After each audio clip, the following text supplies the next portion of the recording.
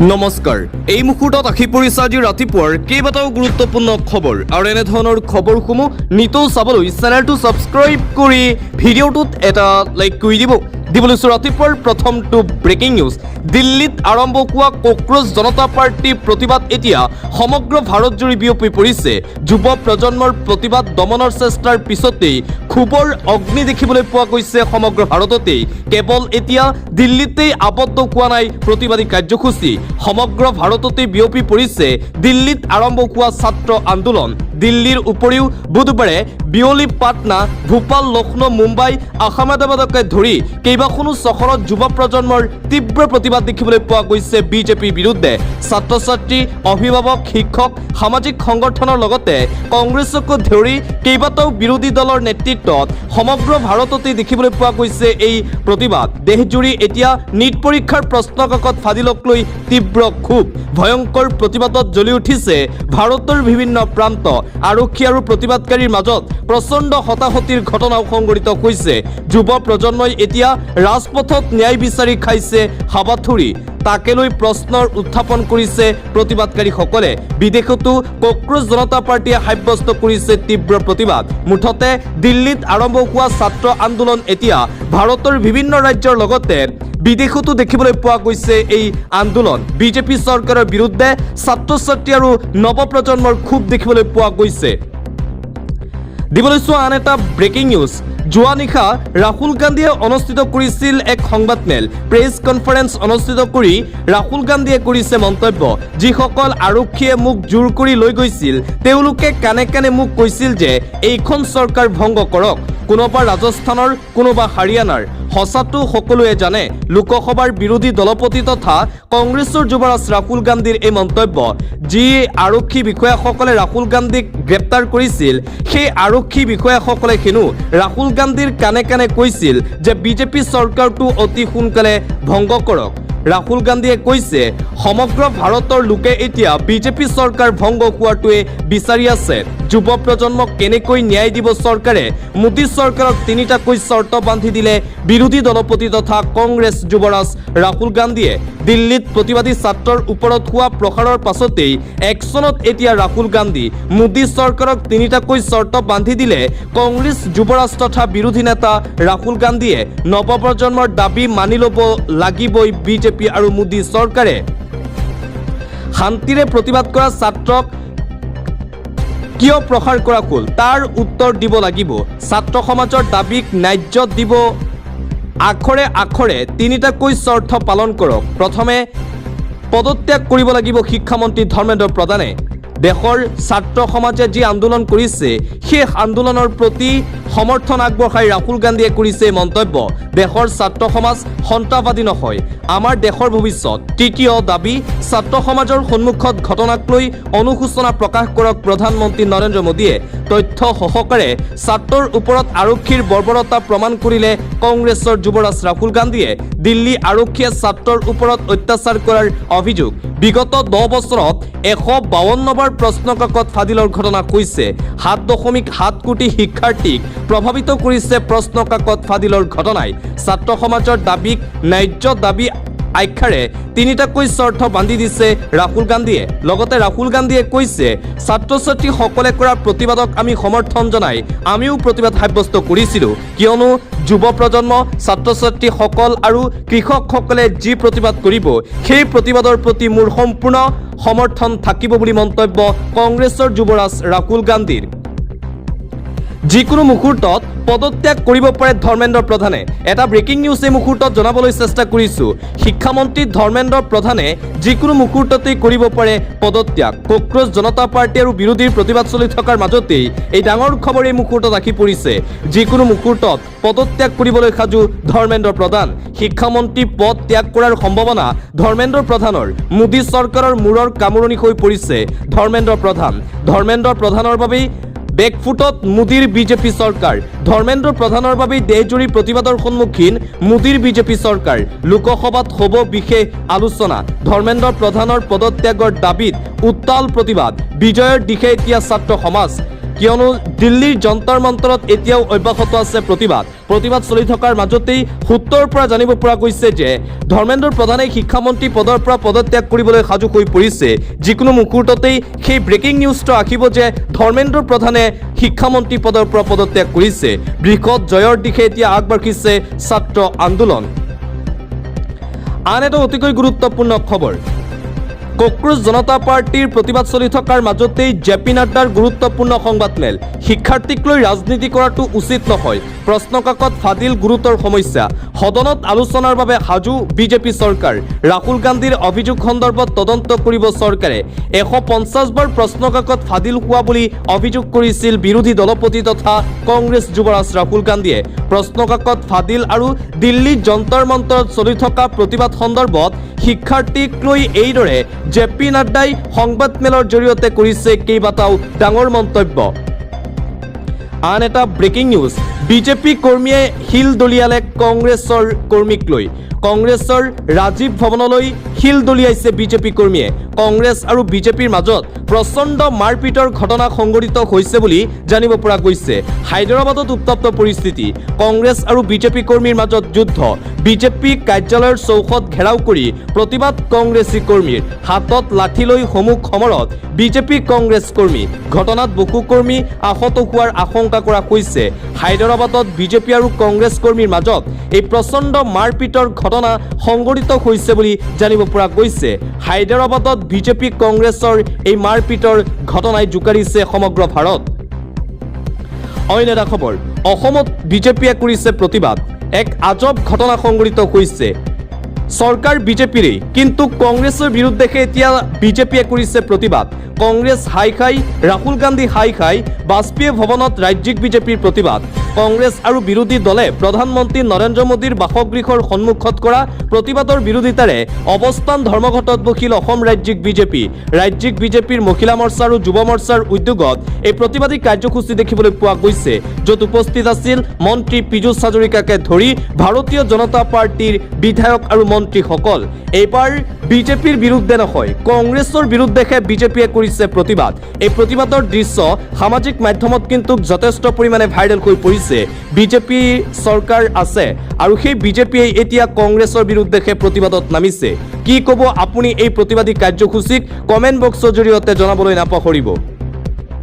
পৰৱৰ্তী খবৰ, দিল্লীত ছাত্ৰ ছাত্ৰীসকলৰ প্ৰতিবাদ দমনৰ চেষ্টা অব্যাহত আছে দিল্লী আৰক্ষীৰ। এইবাৰ বন্ধ কৰি দিয়া হৈছে মেট্ৰ' ষ্টেচন। অনিৰ্দিষ্ট কাললৈ বন্ধ কৰি দিয়া হ'ল দিল্লীৰ 16টাকৈ মেট্ৰ' ষ্টেচন। মেট্ৰ'ৰ জৰিয়তে যাতে ছাত্ৰ ছাত্ৰীসকল দিল্লীৰ যন্তৰ মন্তৰত আহিব নোৱাৰে, তাৰ বাবে এই পদক্ষেপ গ্ৰহণ কৰিছে দিল্লী আৰক্ষীয়ে। দিল্লীত চলিত শিক্ষাৰ্থীৰ প্ৰতিবাদক লৈ এতিয়া শংকাত দিল্লী আৰক্ষী। প্ৰতিবাদ দমনৰ অহৰহ চেষ্টা। অনিৰ্দিষ্ট কাললৈ বন্ধ কৰি দিয়া হ'ল দিল্লীৰ 16টাকৈ মেট্ৰ' ষ্টেচন। আইন শৃংখলা বজাই ৰখা আৰু ভিৰ নিয়ন্ত্ৰণৰ বাবে বন্ধ কৰা বুলি ঘোষণা মেট্ৰ' কৰ্তৃপক্ষৰ।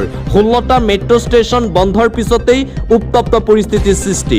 বন্ধ ঘোষণা কৰা ষ্টেচনসমূহৰ ভিতৰত আছে লোক কল্যাণ মাৰ্গ, ৰাজীৱ চক, পেটেল চক আৰু ৰামকৃষ্ণ আশ্ৰম মাৰ্গ, বাৰাখম্বা ৰোড, সুপ্ৰিম কোৰ্ট, সেৱাতীৰ্থ আৰু জনপথৰ দৰে ব্যস্ত মেট্ৰ' ষ্টেচন, মাণ্ডি হাউচ, কেন্দ্ৰীয় সচিবালয়, IITও আৰু দিল্লী গেট বন্ধ কৰি দিয়া হৈছে। দিল্লীত ছাত্ৰ ছাত্ৰীসকলৰ প্ৰতিবাদ দমন কৰিবলৈ মেট্ৰ' চলাচল বন্ধ কৰিবলৈ বাধ্য হৈছে মেট্ৰ' কৰ্তৃপক্ষ। পৰৱৰ্তী খবৰ, ছাত্ৰ সমাজৰ কণ্ঠ শুনিব নিবিচাৰে মূলসুঁতিৰ সংবাদ মাধ্যমে। দেখিও শুনিও চকুমুদা কুলিৰ ভাৱত মোদী চৰকাৰ আৰু গুডি মিডিয়াৰ বিৰুদ্ধেও প্ৰতিবাদ। আন্তঃৰাষ্ট্ৰীয় সংবাদ মাধ্যমৰ শিৰোনামত ভাৰতৰ ছাত্ৰ আন্দোলন। দ্য নিউ ইয়ৰ্ক টাইমছে লিখিছে, প্ৰতিবাদকাৰীৰ তেজ বৈছিল কিন্তু থমকি ৰোৱা নাছিল প্ৰতিবাদকাৰী ছাত্ৰ ছাত্ৰীসকল। দিল্লীৰ যন্তৰ মন্তৰত ছাত্ৰ ছাত্ৰীসকলৰ যি প্ৰতিবাদী কাৰ্যসূচী চলি আছে, সেই প্ৰতিবাদী কাৰ্যসূচীক লৈ ভাৰতৰ মেইন ষ্ট্ৰীম মিডিয়াই কিন্তু প্ৰচাৰ নকৰে। তাৰ বিপৰীতে আন্তঃৰাষ্ট্ৰীয় পৰ্যায়ৰ সংবাদ মাধ্যমতহে চৰ্চিত হৈছে দিল্লীৰ ছাত্ৰ ছাত্ৰীৰ প্ৰতিবাদক লৈ। গুডি মিডিয়াৰ বিৰুদ্ধেও যন্তৰ মন্তৰত বহিঃপ্ৰকাশ ঘটিছে ক্ষোভৰ ছাত্ৰ ছাত্ৰীৰ। গুডি মিডিয়াৰ সাংবাদিকক অপদস্থ কৰিছে। গুডি মিডিয়াৰ বিৰুদ্ধেও সমান্তৰালকৈ প্ৰতিবাদ অব্যাহত আছে কক্ৰোচ জনতা পাৰ্টি আৰু লাখ লাখ ছাত্ৰ ছাত্ৰীসকলৰ। আন এটা অতিকৈ গুৰুত্বপূৰ্ণ খবৰ নিজৰ ব্যৰ্থতা স্বীকাৰ নকৰে শিক্ষামন্ত্ৰী ধৰ্মেন্দ্ৰ প্ৰধানে সিজেপিৰ প্ৰতিবাদৰ বাবে দায়ী কৰিলে কংগ্ৰেছকে দায়ী কৰিছে কংগ্ৰেছে ছাত্ৰ ছাত্ৰীক ৰাজনৈতিক স্বাৰ্থত ব্যৱহাৰ কৰিছে সংসদৰ বৰ্ষাকালীন অধিৱেশন চলি থকাৰ সময়তেই এই মন্তব্য অপৰাধীৰ দৰে ৰাহুল গান্ধীক চুচৰাই লৈ যায় আৰক্ষীয়ে এফালে ধৰ্মেন্দ্ৰ প্ৰধানৰ পদত্যাগৰ দাবীৰে ভাৰতৰ বিভিন্ন প্ৰান্তত চলিছে প্ৰতিবাদ আৰু সেইটো সময়তে ধৰ্মেন্দ্ৰ প্ৰধানৰ অদ্ভুত মন্তব্য ধৰ্মেন্দ্ৰ প্ৰধানে কৈছে ছাত্ৰ ছাত্ৰীসকলক অপব্যৱহাৰ কৰিছে ৰাহুল গান্ধীয়ে ছাত্ৰ ছাত্ৰীসকলক ব্যৱহাৰ কৰি ৰাজনীতি কৰিছে ৰাহুল গান্ধীয়ে নিজৰ ব্যৰ্থতা স্বীকাৰ কৰাৰ পৰিৱৰ্তে এইদৰে যি প্ৰতিবাদী কাৰ্যসূচী আৰম্ভ হৈছে ছাত্ৰ ছাত্ৰীসকলৰ সেই প্ৰতিবাদী কাৰ্যসূচীক লৈ ৰাহুল গান্ধীকে জড়িত কৰিছে ধৰ্মেন্দ্ৰ প্ৰধানৰ এই মন্তব্যৰ পিছতেই পুনৰ জাঙুৰ খাই উঠিছে ছাত্ৰ ছাত্ৰীসকল পৰৱৰ্তী খবৰ কক্ৰোচ জনতা পাৰ্টি আৰু ছাত্ৰ আন্দোলনক লৈ প্ৰতিক্ৰিয়া প্ৰকাশ কৰিছে জনপ্ৰিয় ছিংগাৰ অৰিজিত সিঙে বন্ধুসকল আপোনালোকে ইয়াত ছাত্ৰ ছাত্ৰীক মাৰধৰ কৰিছে আপোনালোকৰ অলপো লাজ লগা নাইনে হেল্ল' নেতা মন্ত্ৰীসকল এইবোৰ কি চলিছে ভাই নিজক ভগৱান বুলি ভাবি লৈছে নেকি আপোনালোকে প্ৰতিটো কথাই মনত ৰখা হ'ব হৰ হৰ মহাদেৱ মনত ৰাখিব পৰিৱৰ্তন হৈছে একমাত্ৰ চিৰন্তন সত্য দিল্লীৰ যন্তৰ মন্তৰত ছাত্ৰ ছাত্ৰীসকলৰ যি প্ৰতিবাদী কাৰ্যসূচী চলি আছে সেই প্ৰতিবাদক সমৰ্থন কৰি এইদৰে সামাজিক মাধ্যমত নিজৰ প্ৰতিক্ৰিয়া প্ৰকাশ কৰিছে জনপ্ৰিয় ছিংগাৰ অৰিজিত সিঙে অন্য এটা খবৰ শিক্ষাৰ্থীক লাঠিচাৰ্জ কৰি বিপদত দিল্লী আৰক্ষী ন্যায়ালয়ৰ ফালৰ পৰা এইবাৰ নটিচ জাৰি কৰা হৈছে জাননী জাৰি দিল্লী উচ্চ ন্যায়ালয়ৰ পুলিচ বিষয়াই গুণ্ডাৰ দৰে আচৰণ কৰিছিল দিল্লীত শিক্ষাৰ্থীৰ ওপৰত লাঠিচাৰ্জ কৰি বিপদত এতিয়া দিল্লী আৰক্ষীৰ বিষয়াসকল আৰক্ষী আৰু কেন্দ্ৰীয় চৰকাৰলৈ জাননী প্ৰেৰণ কৰা হৈছে দিল্লী উচ্চ ন্যায়ালয়ৰ ফালৰ পৰা কিয় শিক্ষাৰ্থীক লাঠিচাৰ্জ কৰিলে জনাব লাগিব আদালতক আৰক্ষী আৰু কেন্দ্ৰক 4 সপ্তাহৰ সময় দিলে দিল্লী হাইকোৰ্টে 20 জুলাইত যন্তৰ মন্তৰত দিল্লী আৰক্ষীয়ে প্ৰসাৰ কৰিছিল প্ৰতিবাদকাৰী ছাত্ৰ ছাত্ৰীসকলক তাৰ পিছতেই একাংশ কাজ চাপিছিল দিল্লী উচ্চ ন্যায়ালয়ৰ ভুক্তভোগীৰ গোচৰৰ ভিত্তিত আৰক্ষী আৰু কেন্দ্ৰক নিৰ্দেশ আদালতৰ চিচিটিভি ফুটেজ আৰু যিকোনো ভিডিঅ'গ্ৰাফী সংৰক্ষণ কৰিব লাগিব আৰক্ষীয়ে 4 সপ্তাহৰ ভিতৰত এই অভিযোগৰ প্ৰত্যুত্তৰ দিব লাগিব দিল্লী আৰক্ষীয়ে পুলিচ বিষয়াই গুণ্ডাগিৰিৰ দৰে আচৰণ কৰাক লৈ এতিয়া আৰক্ষী বিষয়াসকলৰ বিৰুদ্ধে এইদৰে ক্ষুণ্ণ হৈ পৰিছে দিল্লী হাইকোৰ্ট পৰৱৰ্তী খবৰ অসমত এতিয়াও অব্যাহত আছে প্ৰলয়নকাৰী বান উজনি অসমত এতিয়াও কমা নাই বানৰ বিভীষিকা উজনি অসমৰ প্ৰান্তে প্ৰান্তে এক অভাৱনীয় পৰিস্থিতিয়ে বিৰাজ কৰিছে উজনি অসমত হাহাকাৰ বানে একেলগে উটুৱাই নিলে এখন গাঁৱৰ 50জনকৈ লোক বৰ্তমান পৰ্যন্ত প্ৰায় 40তকৈও অধিক লোকৰ প্ৰাণহানি হৈছে এই প্ৰলয়নকাৰী বানত নাজিৰা অঞ্চলত বান পৰিস্থিতিয়ে অতি ভয়াৱহ ৰূপ ধাৰণ কৰিছে প্ৰবল বানত বহু গাঁও জলমগ্ন হোৱাৰ খবৰ আমি লাভ কৰিছোঁ নিৰুদ্দেশ হোৱা লোকসকলৰ সংখ্যা আৰু বৃদ্ধি পাব পাৰে বুলি আশংকা কৰা হৈছে বৰ্তমান সন্তক বান শিবিৰত শ শ লোকে আশ্ৰয় লৈ আছে আৰু উজনি অসমৰ 3খনকৈ জিলা যোৱাকালি ভ্ৰমণ কৰি বান পৰিস্থিতিৰ বুজ ল'লে অসমৰ মুখ্যমন্ত্ৰী ডক্টৰ হিমন্ত বিশ্ব শৰ্মাই বানাক্ৰান্ত লোকৰ মাজত বহু সময় অতিবাহিত কৰে মুখ্যমন্ত্ৰী হিমন্ত বিশ্ব শৰ্মাই যোৱাকালি প্ৰায় উজনি অসমৰ 3খনকৈ জিলা পৰিদৰ্শন কৰি বান পৰিস্থিতিৰ বুজ লয় উজনি অসমত বান কিছু কমিছে যদিও বানৰ পিছত আৰু অধিক ভয়াৱহ হৈ পৰিছে পৰিস্থিতি আৰু অসমত আকৌ জলপ্ৰলয় হোৱাৰ আশংকা কৰা হৈছে কিয়নো পুনৰবাৰ খুলি দিয়া হৈছে নাগালেণ্ড গেট হুৰাহুৰে এৰিছে পানী পুনৰবাৰ আৰু অধিক ভয়ংকৰ পৰিস্থিতি হোৱাৰ আশংকা কৰা হৈছে খুলি দিয়া হৈছে নাগালেণ্ডৰ দয়াং জলবিদ্যুৎ প্ৰকল্পৰ ৰেডিয়েল গেট যিকোনো মুহূৰ্ততে প্লাবিত কৰিব পাৰে শ শ গাঁও যিকোনো মুহূৰ্ততে হ'ব পাৰে ভয়ংকৰ পৰিস্থিতি ৰাইজক সাৱধান হোৱাৰ আহ্বান দয়াং ধনশিৰি নদীৰ নামনি কাষৰীয়া অঞ্চল জলমগ্ন হোৱাৰ আশংকা ৰেডিঅ' টিভি আৰু চৰকাৰী বাতৰি গুপ্ত নিয়মীয়াকৈ শুনোৱাৰ আহ্বান শুকান খাদ্য পানী প্ৰয়োজনীয় ঔষধ টৰ্চ লাইট পাৱাৰ বেংক সহ মোবাইল ফোন জৰুৰী নথিপত্ৰ নগদ ধন এটা পানী নুকুমোৱা মোনাত সাজু ৰখাৰ আহ্বান অসমত আকৌ জলপ্ৰলয় হোৱাৰ আশংকা কৰা হৈছে এবাৰ নাগালেণ্ডে এৰিছে পানী আন এটা অতিকৈ গুৰুত্বপূৰ্ণ খবৰ। উজনি অসমত এফালে ভয়ংকৰ বান আৰু আনফালে মৌলানা বদৰুদ্দিন আজমলৰ সহায়ৰ হাত। মৌলানা বদৰুদ্দিন আজমলে উজনি অসমৰ বান পৰিস্থিতিক লৈ বৃহৎ পদক্ষেপ গ্ৰহণ কৰিছে। আজমলৰ মহানুভৱতাই এতিয়া অন্তৰ চুই গৈছে সমগ্ৰ অসমবাসী ৰাইজৰ। বানত ৯৮% হিন্দু ভাইসকলক ক্ষতিগ্ৰস্ত হৈছে। উজনিৰ কোনো হিন্দু ভাইৰ ঘৰত মই থাকিম, মই ১ কোটি টকা লৈ গৈ আছোঁ, কাইলৈলৈকে এই ১ কোটি নহয় ২ কোটি হৈ যাব। এই সময়ত তেওঁলোকৰ প্ৰয়োজন, সেয়েহে মই মানৱতাৰ কাৰণে গৈ আছোঁ। আগলৈ যাতে আৰু বেছি ভালকৈ সহায় কৰিব পাৰোঁ, আপোনালোকে মোৰ কাৰণে দোৱা কৰিব। এইদৰে মৌলানা বদৰুদ্দিন আজমলে উজনি অসমৰ বানাক্ৰান্ত লোকসকলৰ বাবে ২ কোটি টকাৰ সাহায্যলৈ উজনি অসমলৈ আজি ৰাওনা হৈছে। আন এটা গুৰুত্বপূৰ্ণ খবৰ, আপুনি যদি ভাবিছে গুৱাহাটী মহানগৰীলৈ আহিব, তেন্তে আপুনি পৰাপক্ষত নাহিব। ভুলতো যোৰাবাট হৈ উজনিলৈ নাযাব বা যোৰাবাট হৈ গুৱাহাটীত নাহিব। আকৌ সাগৰলৈ পৰিণত হৈছে গুৱাহাটী মহানগৰীৰ যোৰাবাট। আকৌ এজাক মুখলধাৰ বৰষুণত বুৰিল ৰাষ্ট্ৰীয় ঘাইপথ। পুনৰ যোৰাবাটত ভয়ংকৰ কৃত্ৰিম বান দেখিবলৈ পোৱা গৈছে। ডুবিল যোৰাবাট, ৯ মাইল ১০ মাইল ৰাষ্ট্ৰীয় ঘাইপথ।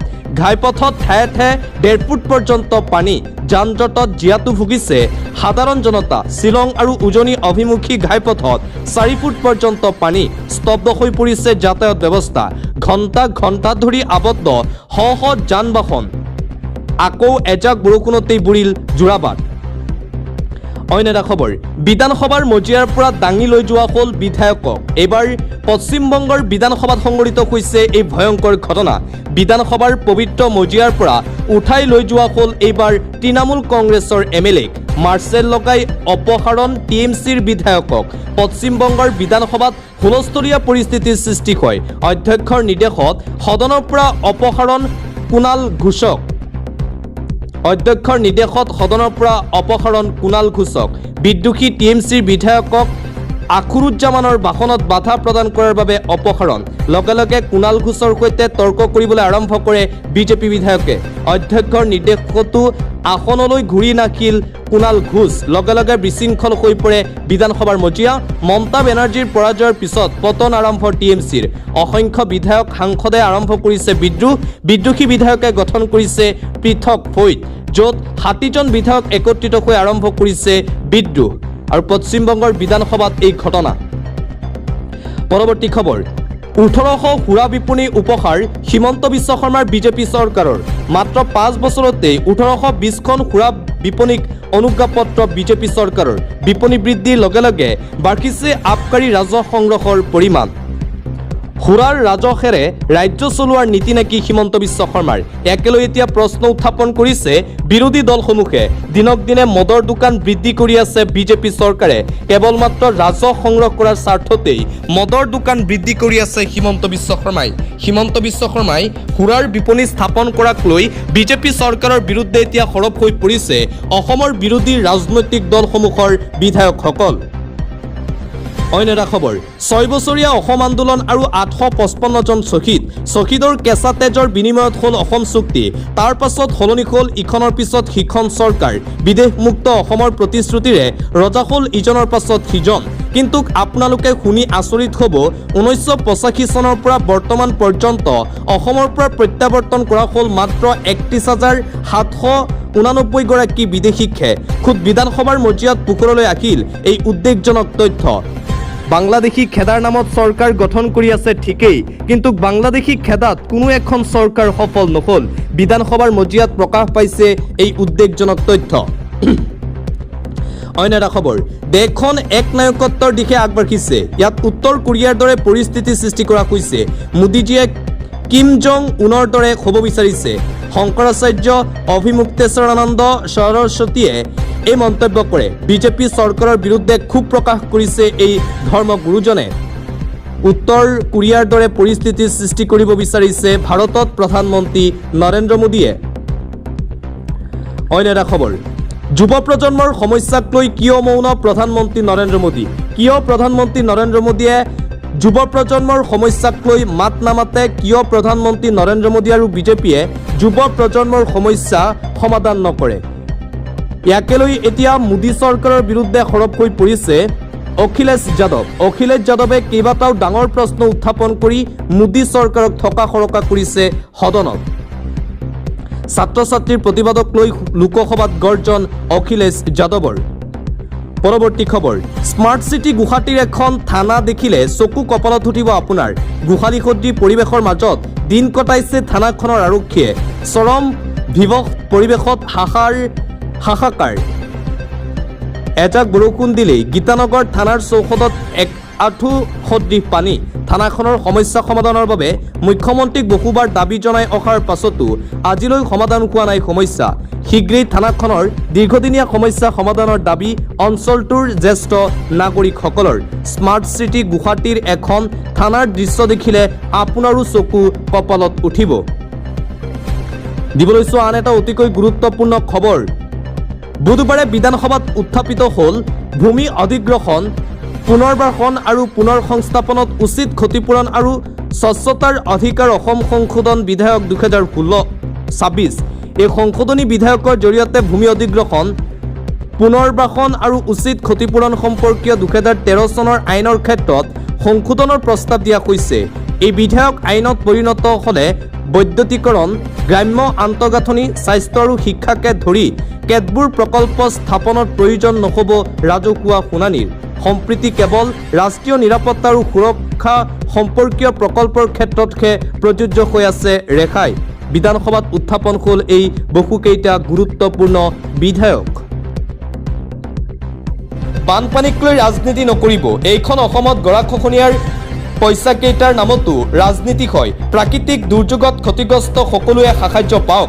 বিপদৰ সময়ত ৰাজনীতি এৰি চৰকাৰক সহায় কৰিবলৈ সাজু কংগ্ৰেছ দল।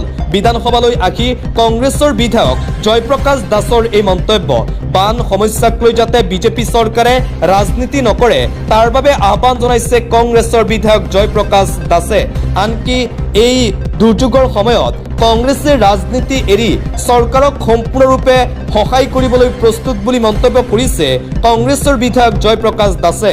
পৰৱৰ্তী খবৰ, আমাৰ ছাত্ৰ ছাত্ৰীসকলক সমৰ্থন কৰা আৰু আমাৰ যুৱক যুৱতীসকলৰ ভৱিষ্যতত ইতিবাচক প্ৰভাৱ পেলোৱা শৈক্ষিক সংস্কাৰ বিচাৰটো গুৰুত্বপূৰ্ণ যদিও ছাত্ৰ ছাত্ৰীৰ শান্তিপূৰ্ণ প্ৰতিবাদ ৰাষ্ট্ৰীয় বিৰোধী উপাদানৰ দ্বাৰা হাইজেক নকৰাটো অতি গুৰুত্বপূৰ্ণ, যাতে বিশৃংখলতা সৃষ্টি হয় আৰু প্ৰতিবাদৰ প্ৰকৃতি সলনি হয়।